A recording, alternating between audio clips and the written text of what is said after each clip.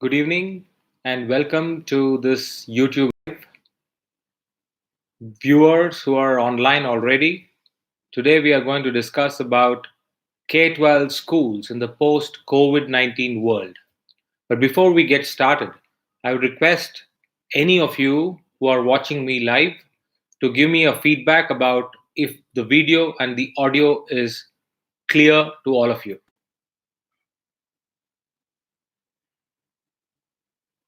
I will wait for your feedback. Give me a thumbs up. Give me it's perfect, it's good, and then we get started. We have a minute more to go. 5:30 we go live, but the intention of logging in a couple of minutes in advance is to check the audio and the video so that we go uninterrupted once it is 5:30.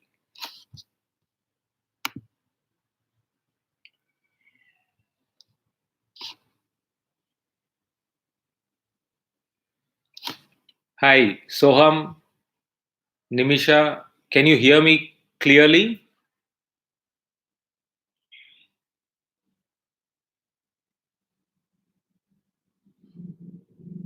Soham, is the audio clear? All right, good.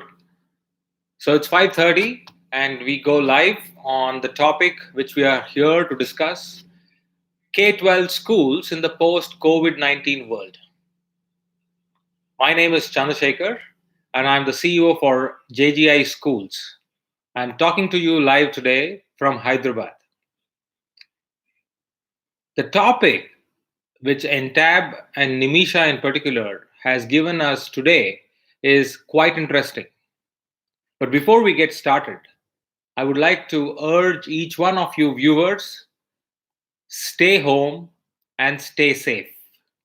We are living in unprecedented times now, and this or something like this, even close to this, we haven't experienced in our lives.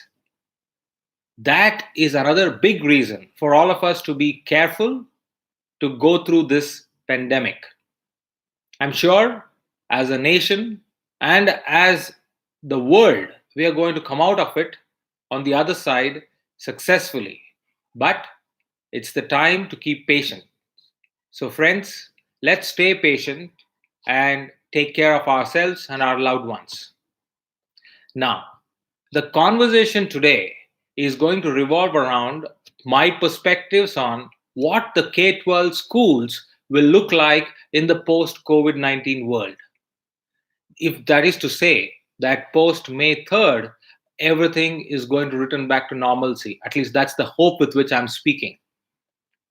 Even then, assuming that May 4th we hit the normalcy, is it normal or is it going to be normal? Is the concentrated topic for today's discussion. So, how we are going to go through for the next 15 to 30 minutes is simple and is as straight as I'm going to share my perspectives with all of you on a couple of issues, and over which we will discuss and deliberate and share our thoughts with each other. So, friends, it's time for you to share your comments and raise your questions because we are going to take as much as we can in this live session and discuss and deliberate what our schools will look like in the post COVID-19 world, whenever that is. In my perspective, none of us were prepared, and especially us in the education sector, we were definitely expecting this to happen in March and April of this year. But having said that, we have done a great job in shifting gears and moving online. Technology has come to our aid very, very easily, but at the same time, it is helpful that we are able to continue our connection with our stakeholders. But is that enough? The question is that enough? Are we doing enough? Because as I speak to you, I am facing tremendous challenges in my own schools in connecting and relating to parents and students on the technological platform. Of course, there are challenges of our teachers getting on the online platform and talking to all of them and also engaging with them in the meaningful way. But there is also another important issue which we need to focus on. Can everything what we do or what we used to do in our schools, can everything be taken online? Can everything be dealt with the same ease and the same panache with which we used to handle our affairs in the real time at the schools and at our campuses? So, this is the question which is on almost many of the educators' mind. Let's think about it for a while as we look at viewers who have something to share.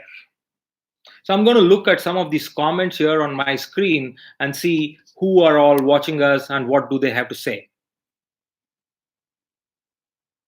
Yes, I see the last comment by Lawrence. Virtual world cannot replace real world. I agree with you.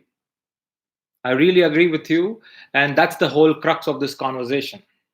But then, my friend Lawrence and others who are viewing, let's be clear that this is going to be the new normal.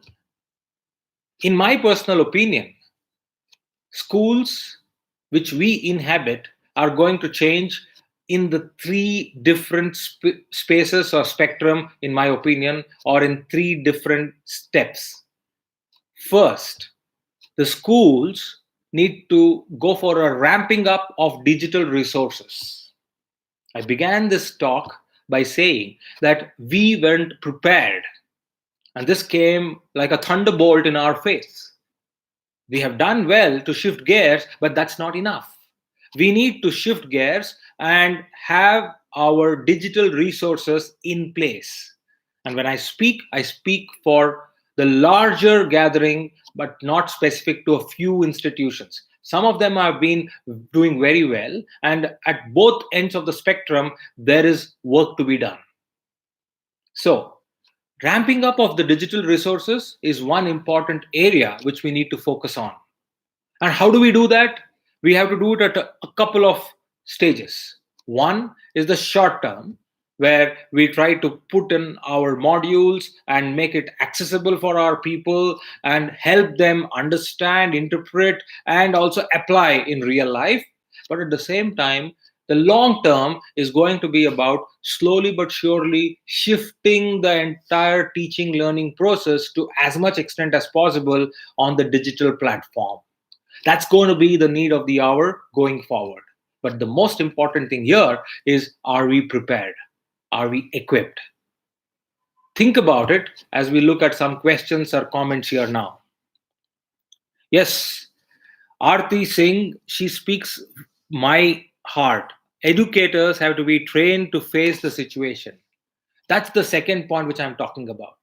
We need to be equipped.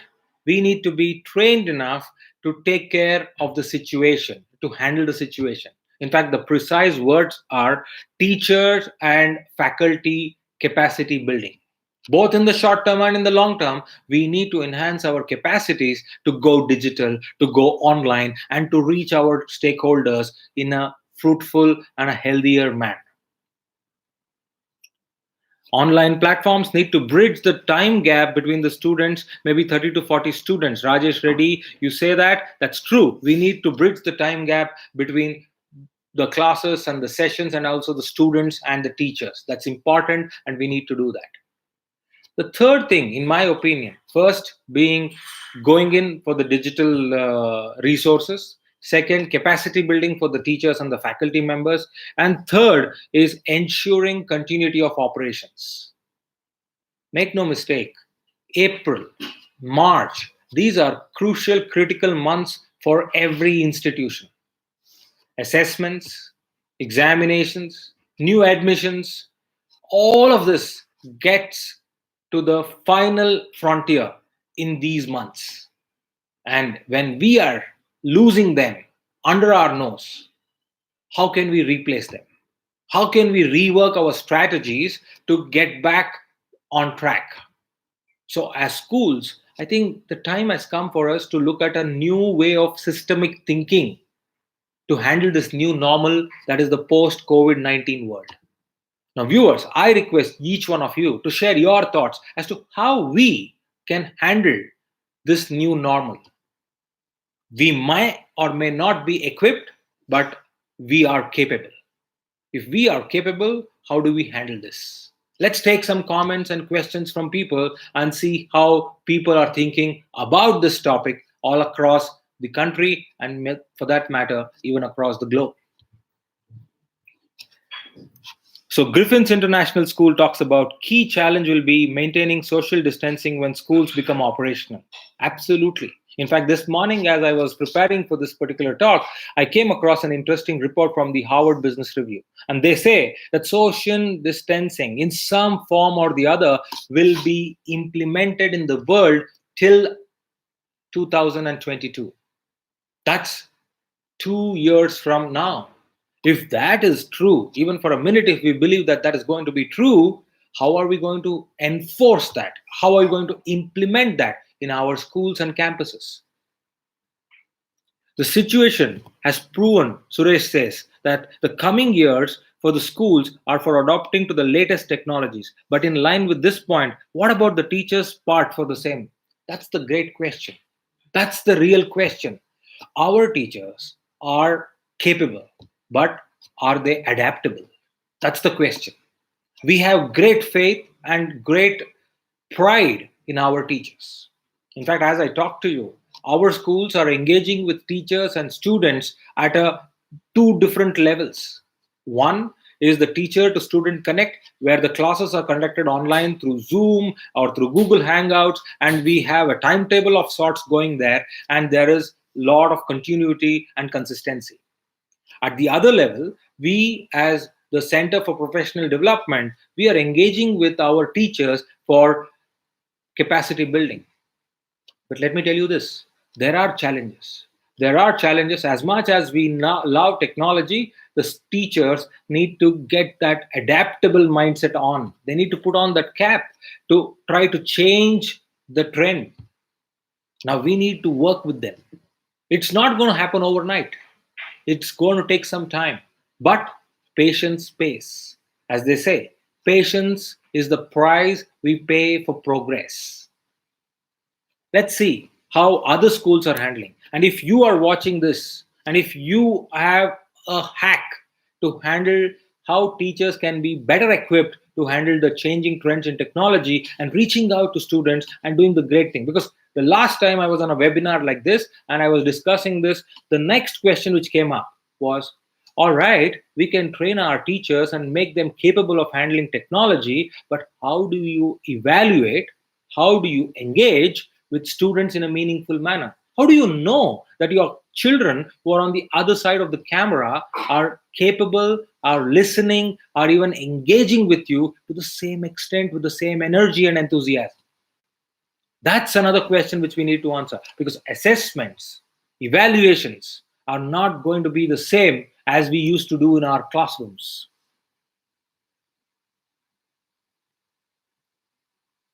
Mary Esther says, as told always by my school, get updated as much as you can. Yes, but when it comes to updating yourself, how much is too much? How much is enough? That's another question which we need to raise. Friends, as I talk to you, I'm not here with all the solutions, but I'm here to discuss with you what are the plausible problems. What is going to be the new normal in the post COVID-19 world? And this is an effort to raise curtains on those pressing issues for which we all can be prepared and must be prepared. Globally, we're going through a testing time. But in my personal opinion, the challenge with educators are going to face, especially in this part of the subcontinent, is going to be tremendous and humongous. Yes, it's a cultural issue, it's a social issue, it's a technological issue, it's a cultural issue, it's an intellectual issue, because you need to be equipped at all different levels. And make no mistake, when we discuss this, we are all the chosen ones, or we are all the fortunate ones, I may say, because there are still a lot of institutions, a lot of managements, a lot of schools who do not have access to digital resources. The government on one side is doing a phenomenal job in bringing in Diksha, in bringing in radio learning programs, in bringing in YouTube channels and applications which are available free. But on the contrary, a recent Times of India report said only 43% of the public have access to a digital device.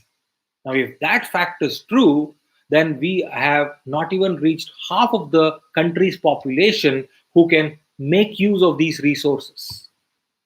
So, how are we going to look at technology as a possible answer in this situation? That's another question which you and I have to answer. Let's look at some other comments which is coming in from our viewers. How to use data to differentiate instruction and support students identified with specific learning disabilities so all students can learn? Mr. Rajiv, that's an interesting question.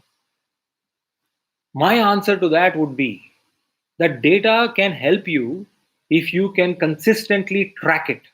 Now, your question in specific is how do you use the data to differentiate instruction and support students identify with specific learning disabilities? If you have identified a student or a set of students with learning disabilities or difficulties, I think you need to track the data consistently and then plow it back to the system. When I say plow it back to the system, you got to give back the feedback to the resource persons, the teachers, and they can do the maneuvering. They can do the course correction in intervening at the right place, at the right time. If we don't do this, as you said, data can become meaningless. Yes, necessary brings in innovation. Necessary is the mother of all invention. But how many of us are feeling that it is necessary? This is it. This is the turning point that we change tracks and we get into the digital arena, the post COVID-19 world. And let me also tell you this, it's a disclaimer here that we cannot get all solutions through technology. As much as I love technology and I believe that it is a game changer, I also want to make this disclaimer that technology cannot give us all solutions. Somebody rightly pointed out at the top of this live session that it has its limitation, it has its own impediments. So we need to be careful as to how much we can apply and utilize in our daily work and daily life. At the same time, where and which all areas technology should not and cannot be utilized or intervened. So my question to all of you is, if technology is the answer, let's assume it, and if your schools have implemented technology, do you think that's going to be a good option going forward? Do you think in the post COVID world, you can continue to bank on technology and get your results and achieve your objectives? That's my question. Anne says, how do parents who are working from home monitor their children? That's a brilliant point and perspective. In fact, this morning I was in a review with all my principals. We have schools across multiple states, 7 states to be precise. And when I was doing the review, the challenge came up is some schools who come from different demographic backgrounds, parents are actually complaining. Parents are complaining with the fact that why are you engaging our children 2 to 3 hours on a daily basis through technology? Because just a couple of months ago, we were telling them not to get hold of mobile devices. Screen time was a taboo word. And today, screen time is what we are prescribing. That's a challenge. And how parents can monitor this, because believe it or not, as much as we like to believe that we are all working from home and we are relaxed, working from home can be very stressful. In fact, there are parents who are in multiple cities like metro cities, and they are all double income families where mother and the father are engaged in some kind of profession or other. And it becomes very taxing on them when they have to balance the work, monitor the child's progress, that is the teacher's role at home, and then do justice to their professional engagements and responsibilities. So it's becoming a challenge. But let me also add something here for the benefit of all of you. Because when this COVID 19 came, a lot of us started believing in digital resources. And then we also looked at a lot of options which are available and said, okay, they are offering free, let's go take it. Be very careful when you subscribe to these freebies, because what you are also doing is you are transferring the data of your students to these free resource service providers. With COVID 19, the online space has exploded. Teachers and trainers, along with students, have taken to online learning. But we need to be very careful as to where this is all going to end and make means to our larger objective. Yes, we need to bring an equilibrium. Lawrence, I agree with you one more time. We need to bring in an equilibrium. Pramila, I will take your question now. How do teachers get the attention of disinterested students? In the regular classroom, the teacher deals with them personally. That's precisely the point. How do you engage with them? Because the student in your digital class is a 1 inch by 1 inch stamp size photograph on your screen. How are you going to meaningfully engage? A couple of tips which I can suggest to you is: number one, check in at regular intervals. Because the best part is you know your class, you know your students, you know who's who. So check in with the children, call out their names, and try to engage with them during the class, in between the topics. That's one way of at least understanding where they are and how are they doing when you are busy teaching. The second tip which I could suggest to you is do a quiz. If you used to evaluate once in 3 sessions in your real time class, that is in your physical class, you may have to do it once every session in a digital class. So if you covered a topic, stop and ask some questions and wait for all to answers. And these digital tools come up with taking a poll or conducting an online quiz immediately, almost instantaneously, and thereby you can at least understand how much have you delivered and how much have they accepted or received. So that's a couple of things which I could suggest.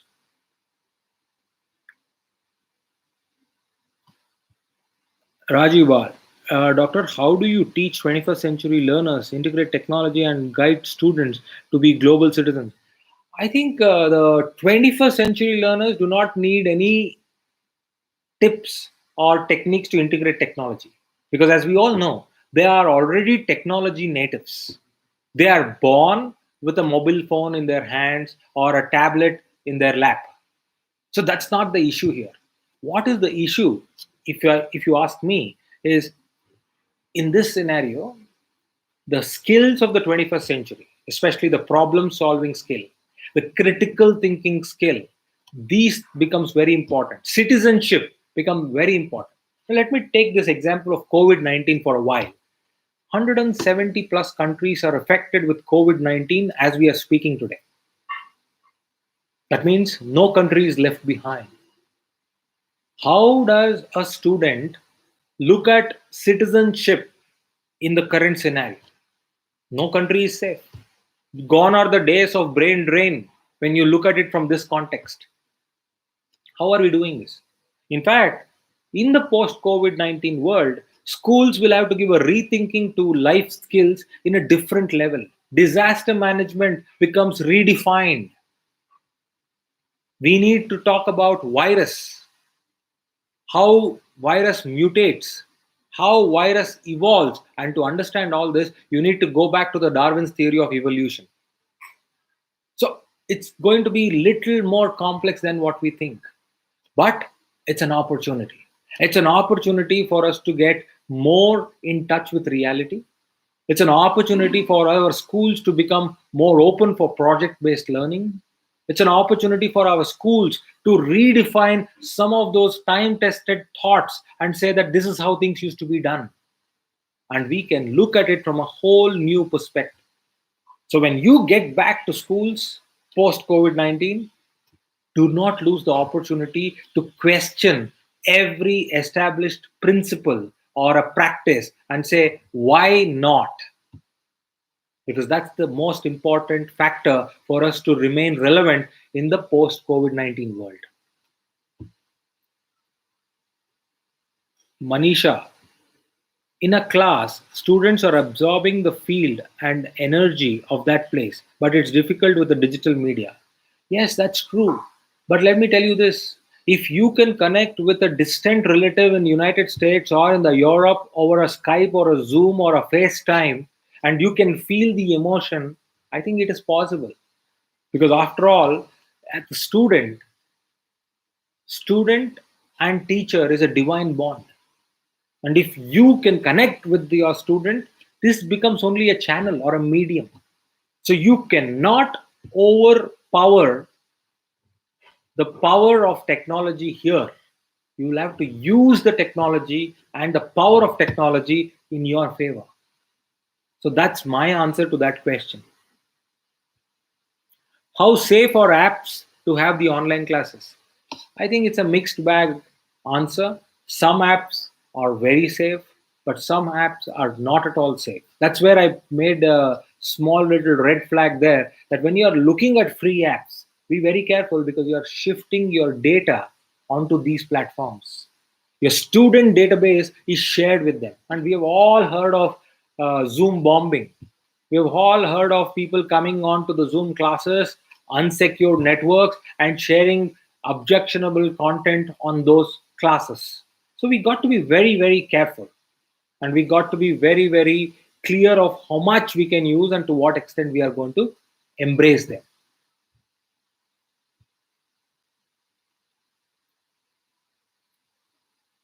How do we check the written work of slow learners? Yes, that's the limitation where you may not be able to give personalized attention on an online classroom unless and until you have the extra time. See, in a class of 25 or 40, human mind has an immaculate ability to spot different variations in human behavior. But on an online class, your human mind has handicaps. So you need to invest that extra time. How do you do that? You need to ask them some questions or give them a quiz. And if they don't get back to you in time, then you can kind of mark them in your mind and then reach out to them after the class and connect with them and say, okay, show me your work, let me help you. How do you solve it? Where are you facing a difficulty? That means the bottom line here is you got to invest more time with them. I think, in my opinion, that's the only option available to catch hold and handhold of these slow learners.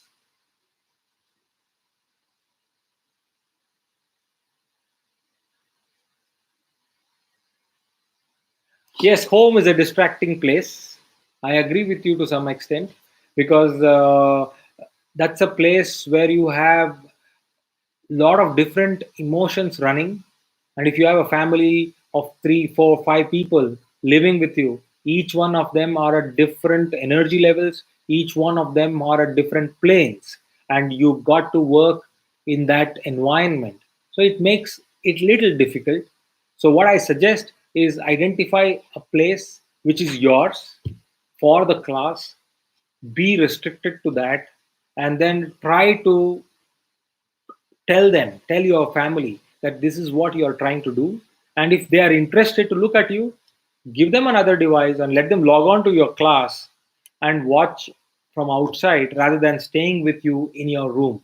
Because as much as you would like to have them around, you need to create that boundary, because that is how you can be yourself and you can deliver value to your students. I mean, to be very frank, let's understand this. Our place of work may have changed, but our nature of work has not changed. So, the nature of the work demands and deserves the same kind of respect and dedication.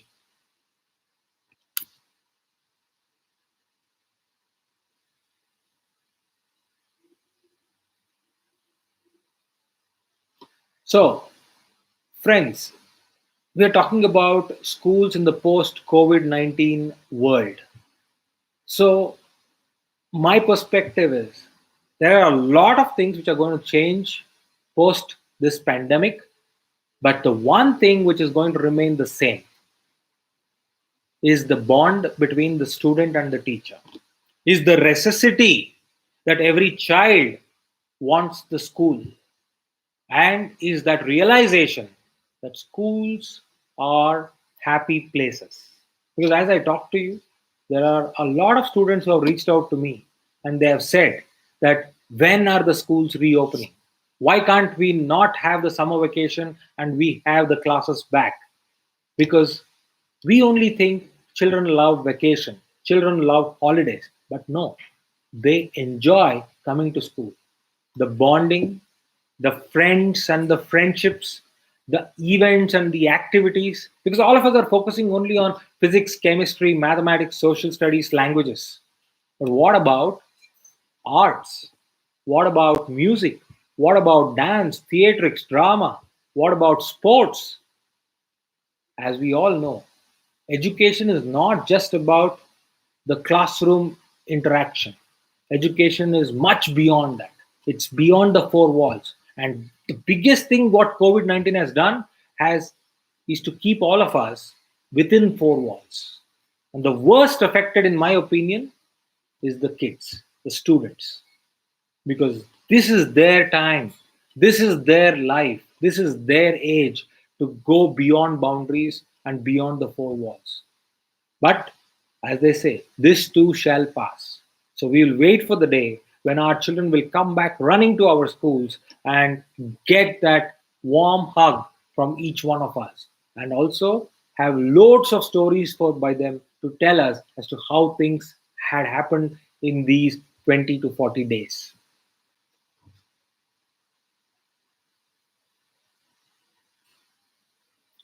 So I have a question which has come up, an interesting one. How can parents deal with the digital classes with two or more children when the classes are held simultaneously?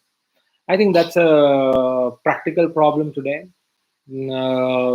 Two children, assuming one is in grade 4 and one is in grade 8, and they have two separate classes, and you got to engage with them. They have their own classes, they have their own requirements, and they have their own learnings at different levels. It's a challenge. And the best way a parent can share is to kind of team up. When I say team up, the father and the mother will have to split themselves and become a kind of a buddy to each of these children and kind of engage with them over these lockdown days, because that's the only way where you can handle this situation. But if you have more than two children at home, then you got to think of creative ways of handling it. Maybe the eldest can kind of support the younger one, or something like that, because it's definitely going to be a challenge. And let me tell you this, there is no one way of doing these things. It has to be a very collective, collaborative, and a very creative effort. That's how we are going to get through this.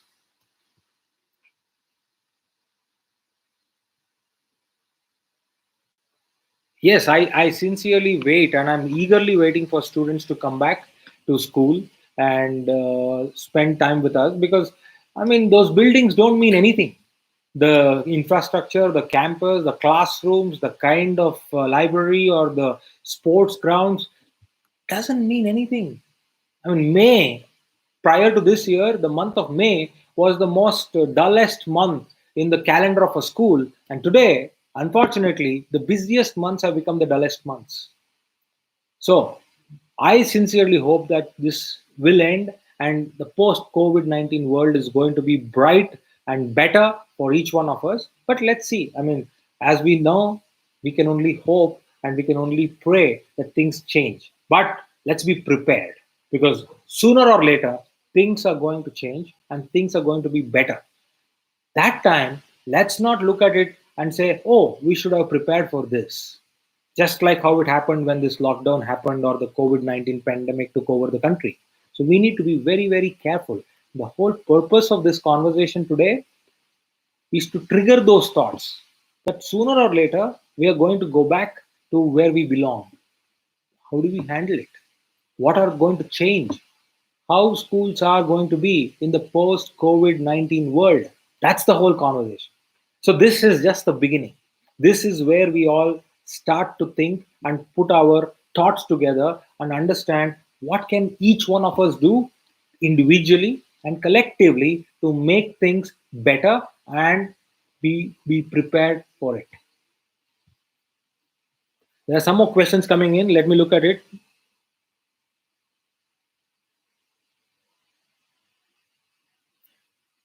It will be true that the school which uses a right management tool to run every nook and corner of the school will be stable in any situation for the future. Precisely.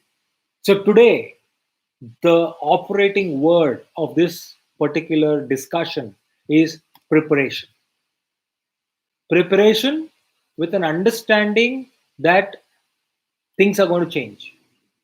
And when things are going to change and when things have changed, how prepared are we?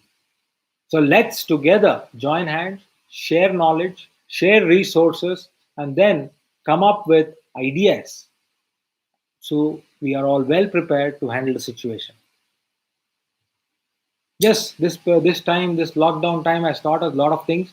All of you must have seen those WhatsApp forwards which said we have realized a lot of things that we don't need a lot of things. In fact, one of them very nicely summed it up this morning when I was talking. They said, I understand the difference between need and want better than any other time in my life. That's true. A lot of things we wanted, but they're not needed. So, this time has been a revelation and a realization time for all of us. No doubt about it. Yes. So, friends, so it's well past 30 minutes. It's almost 35 minutes that we are together.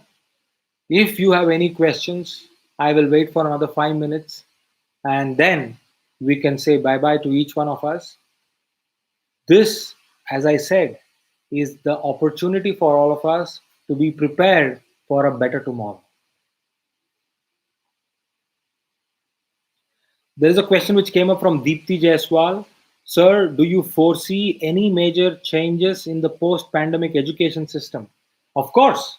In fact, the one thing which is going to be the key word for education system is how do we keep the learning process continuous? Because today, if the one thing which is hit badly is the continuity in the teaching learning process, how do we keep it? It's not just digital, it's not just technology. In fact, as I speak to you, I have this piece of report in front of me, which is from the KPMG and their forecast report. And they talk about three things. The first thing which they talk about is to maintain continuous learning environment in our schools. The second thing, how can we ramp up online resources for self-study as aids to our teachers? That's a missing, that's required, and that's need to be addressed. And the third thing, which is a direct answer to your question, ma'am, is to create a detailed contingency plan, undertake rigorous academic planning and syllabus prioritization, because this is going to be the key for the education system and the schools going forward. Thank you very much. I hope I have answered as many questions as I can in this short span. I really, really appreciate each one of you for joining me. I thank you for your comments and questions. And last but not the least, I thank Nimisha, I thank Entab for giving me this opportunity to connect with you people from the comfort of my home. So, see you soon in another session where I might learn a lot from you people like this one when we interact with each other. Thanks once again and take care. Remember, please stay safe and stay at home and convey this message to your students, convey this message to your parents and your friends, because each teacher can make a life of at least 100 individuals. That's my firm belief. Thank you very much. Take care.